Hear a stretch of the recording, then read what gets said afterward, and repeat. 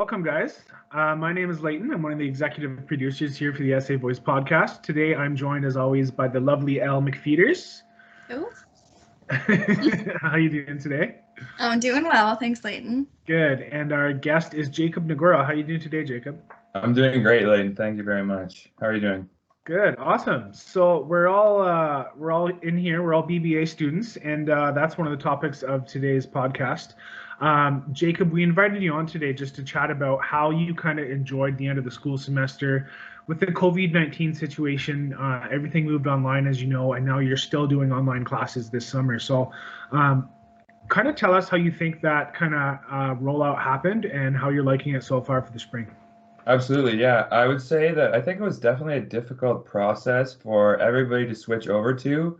I know myself personally, but I do think that the professors at SLC handled it in a very timely and student-friendly process. I do think that the final exam portion of like courses was pretty difficult to transfer into like an online format. But overall, I think like being experienced in previously online courses, I thought it went like very well. Yeah, Interesting. that's good. So, what did that exam period look like? I'm curious. I would say it was kind of different between each course. Some were broken up into like four different tests, some were one full exam period. It kind of depended on the course. Did somebody have to like watch you on the video camera or something? No, not at all. No, they just let us do it in our own homes. Okay, well that's good at least. I mean, what could they really have implemented though? You know what I mean? Exactly. I'm sure I there's think some way, but yeah. I think it was definitely new for all of us, and none of us really expected it or were prepared.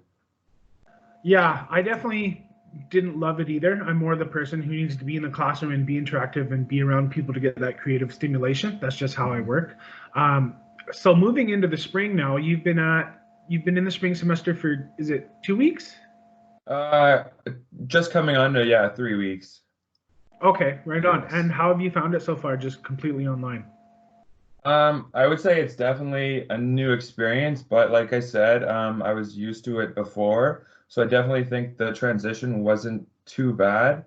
At the beginning, it was a little difficult because I wasn't really clear between the communication that I was studying at multiple schools. Like I guess the courses I was enrolled in were through Laurentian, St. Lawrence, and the University of Sudbury.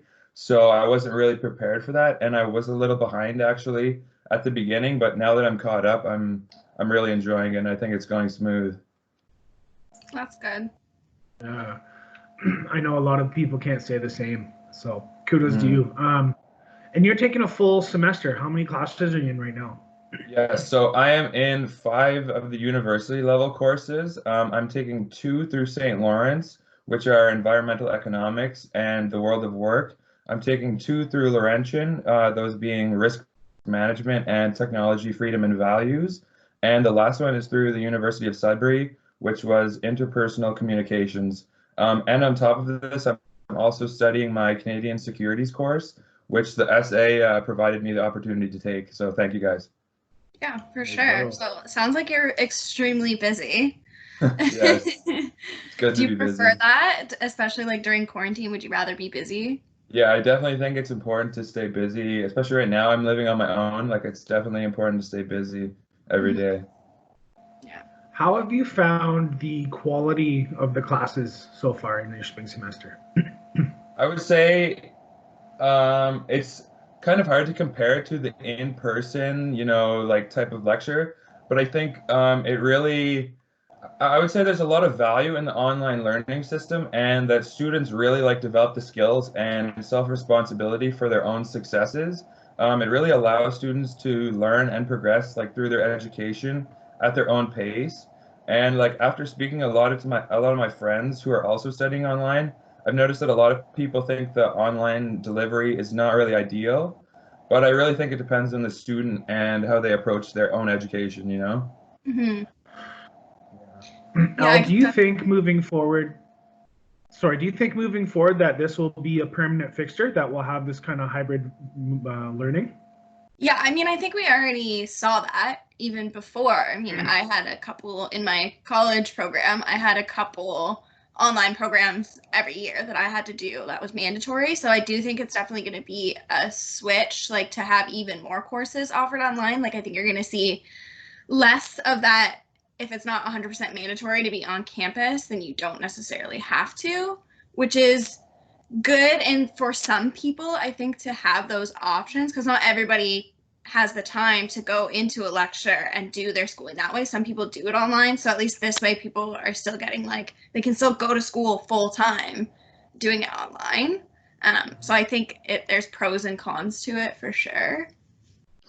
Yeah, I agree. I think from the rhetoric we're hearing from all the public figures that this is here to stay. I think you're going to see kind of like a 60-40 shift between online and actual physical classes moving forward, which is kind of cool. We're at a tipping point kind of in educational history, and it actually will be really interesting to see how some of the bigger schools, which were charging large amounts of tuition, kind of handle this when their enrollment rates drop coming into the fall. So yeah, we'll see what that looks like. I think a lot will be learned, and there'll be some good lessons to move forward here with.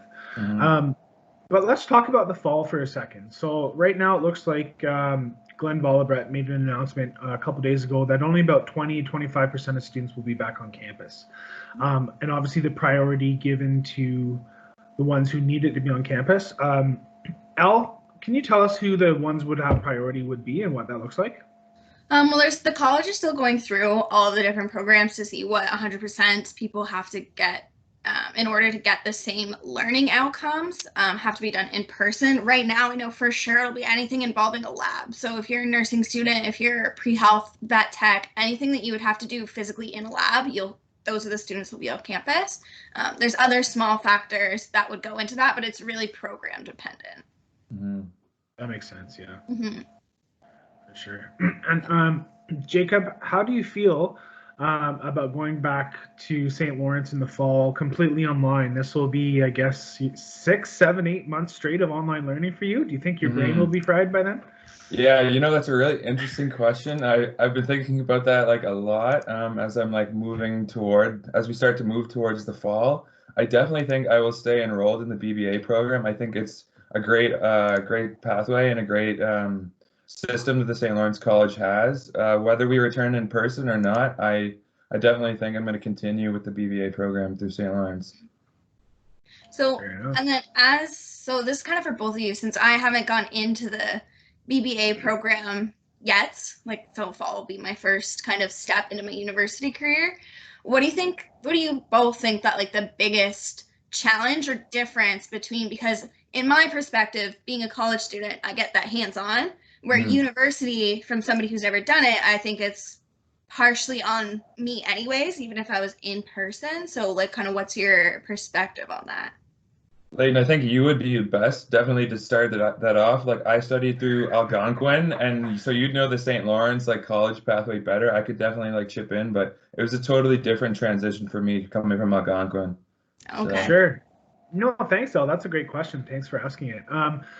The biggest thing that I found coming from the college to the university experience is that just your access time that you have with your professors.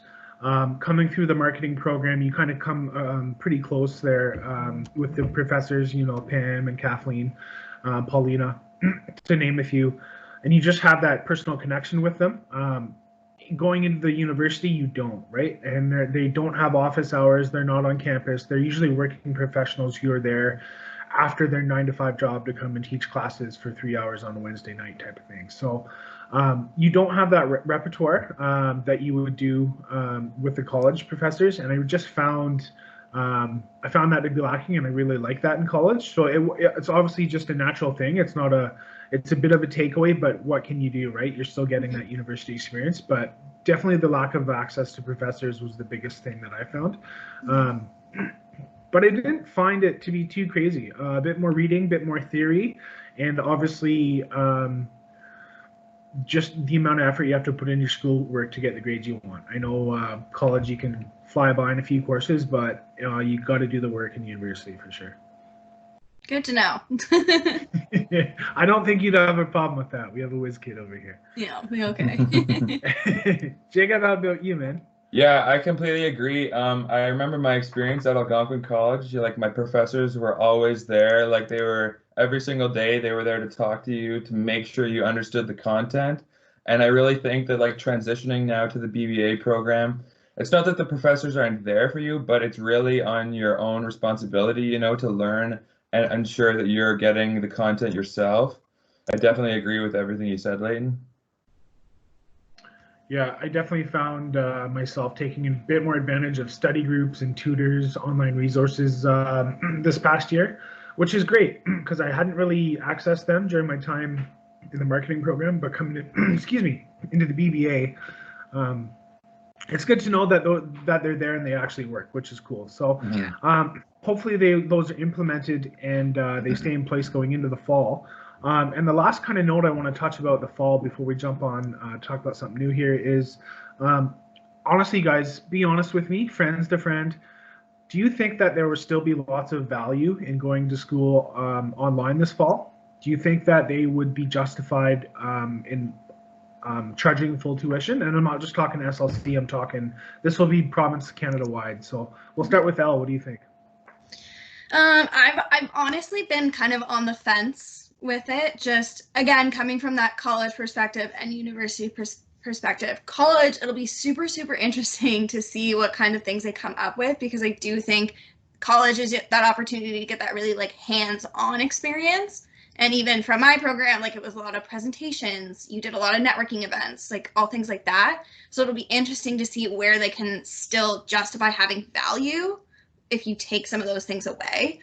So the college side, I'm a little bit more skeptical. University side, just even going based off of what both of you said, I think as long as you're like a driven person, that value will still be there because you're still going to be able to teach yourself kind of that same knowledge as you would even if you're in a classroom. Absolutely. Yeah. Mm-hmm. Jacob, what do I, you echo? I completely agree with her. I think I'm like really on the fence, but I do think it's hard to say just yet whether the entire value is going to be there. I think the quality of education so far, in my experience with like St. Lawrence or anywhere else, has always been there. Like I said before, I do think it really develops the students' skills and their own responsibility of ensuring that their education is like being achieved. Um, I totally I don't think it's fair that people shoot down the idea of online learning just yet and that the value won't be there. I do think a lot of people have been doing that, and like it's kind of not, I guess, to be considered like a stigma now that online learning is totally not the same. But I definitely think it's going to be something we're all going to have to figure out on our own, I guess. Mm-hmm. Yeah, that definitely makes sense. It's kind of a waiting game right now to see until they can kind of tell us or kind of give some evidence where that value is going to come from. It's a little hard to say if tuition should be cheaper or things like that because you just don't know. Right. No, I agree. The only real place, to be honest with you guys, where I would see a huge value drop would probably be coming into my first year. Living in res, being with your friends, that online, that social experience, that would probably be the biggest kind of benefactor of that drop in value, I guess. But that's just my opinion. But we'll see what happens. There's a lot to kind of learn here. So anyway, let's shift to the second part of this discussion. And Jacob, we know that you founded a club here in the last few months. Tell us a little bit about what's going on with First Capital Investments. Yes, absolutely. So First Capital Investment is a group of students. We started the club really because we all had a shared interest in financial education and understanding the economic markets. We wanted to really grow and learn together, and we also wanted to be able to work with other students that shared the same interest but didn't really have the opportunity to learn. They weren't in our program, or they were just in the school, but they didn't really have the chance. Our goal really is to enhance the student learning while also simultaneously expanding the student network and lead to great opportunities for both employers and prospective students that are in our club. We want to provide our members, with basic fundamentals of financial knowledge and help them understand capital markets, their career paths, and general financial topics for foundational knowledge within finance. That's awesome. Yeah. Yeah, we Yeah. need more of that. There's not enough Sure. financial education out there. So kudos to you guys. Thank you. Tell me a bit about how you kind of went through the process of founding a club. And are you guys ratified? Are you guys all ready to go now? Yes, I believe so. We did all the paperwork and we've been working with Terry like quite a lot over the last few semesters. Right now we have about 18 members. About like we're actively part of a group conversation on Facebook and we're always like talking every day. We basically share research with each other, talk about current events, ideas that we think could benefit each other. Our members range from like all different programs, such as like child and youth, the BBA program, business analytics, marketing, all sorts of stuff. As Michael, as you know, Michael and I are in the BBA program. I think having members from many different programs at the school provides a great perspective for everybody in the club, and it ensures that everybody has the chance to get involved. For sure. I think being in a college, that's definitely one of the best things that a club can offer is just the variety that you provide to students. So that's really, really great. Good for you guys. Thank you. Have you focused your recruiting efforts on students not in the business program? I wouldn't say we've really focused on that. We've really just tried to get the word out about ourselves and tried to create as many opportunities for people to learn. And we've been like getting access to online education stuff through Terry and through your funding to let our members really learn on their own and ensure that they're achieving what they want out of the club. Awesome. So just to touch on that a little bit more, how did you find the experience of accessing the funding from the Student Association? Because that's something that not a lot of students know that they can access, but they 100% can. So how did you find that experience?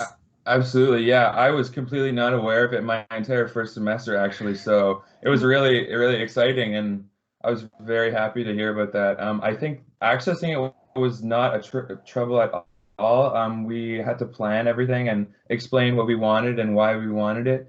And we really felt that it was beneficial to our club, so we kept pushing, and Terry made it happen for us very seamlessly, very smoothly. Good. I'm glad to hear. Yeah, that's awesome. Thanks for bringing that up, Al. That is a great resources for our students to use for funding. So Jacob, I'm interested in joining First Capital. Run me through what your ideal group meeting or club meeting would look like if there was one to run. Absolutely. So a typical meeting would be anywhere from about 45 minutes to about an hour. We typically had been holding them on the weekends, to best fit our members' schedules. As a lot of us are in different programs, it's hard to, find the time to meet. As I mentioned before, we were looking to educate everyone to about the same foundational knowledge of the markets. So at like a general meeting, myself or Michael Guerra, my partner and the other co-founder, we would present the educational content that we had prior prepared to the meeting and share it with the club. We would spend about a half hour learning together and then finish with a group discussion of questions, ideas, and collectively plan together what we would like to progress and move forward as a club. We would hold meetings about every 2 weeks or so as people could make it. Yeah. Awesome. And are you still kind of continuing somewhat of a chat or a meetup during the summer, or? Yeah, we're all still connected on Facebook and we pretty well talk about every day. We don't do so many video calls as a lot of us are studying and it's hard to find the time, but we're always on the Facebook chat, letting each other know what we're up to and how things are going. Nice. That's good. So aside from club goals, Jacob, what are some personal goals that you have for being in the club? Or is there still lots that you kind of want to learn in the finance area, or is this more of a chance for you to show your leadership and club building kind of project management capabilities? Yeah, I definitely think Michael and I wanted to create this club to both work with other people and really educate people because I feel like there's not a lot of resources and things available to people out there, especially being in a busy world and everyone's studying different things. But I do feel that financial knowledge is something that everybody should have, and it was really important for me to start this club. So yeah. Good. Good. Definitely agree with that. Oh, are we going to the first meeting or what? Yeah, for sure. Sign me up. There you go. Always, Got always happy to participate. 2 new members there, buddy. Awesome. Well, appreciate it. Jacob, thanks for your time today. It was good to kind of talk to you, hear your opinions on where you think online learning is going. And we'll shout out the club. Send me any information you'd like me to display on the bottom of our YouTube video. I can link the First Capital Facebook page, all that kind of stuff. So we can do that when this is all done. But Jacob, where can people find First Capital? Where can they get a hold of you? So we are on LinkedIn and we are on Twitter. We're trying to build our network and trying to build the name of our club and get more students involved. We're active on those 2 platforms. Awesome. Sounds good. Okay. Well, thank you. Al, as always, it's been a pleasure. Thanks for your time today. I hope you guys enjoy the rest of your long weekend. And again, guys, thanks for joining me. Absolutely. Thank you very much, Layden. Yeah. Thanks, both of you.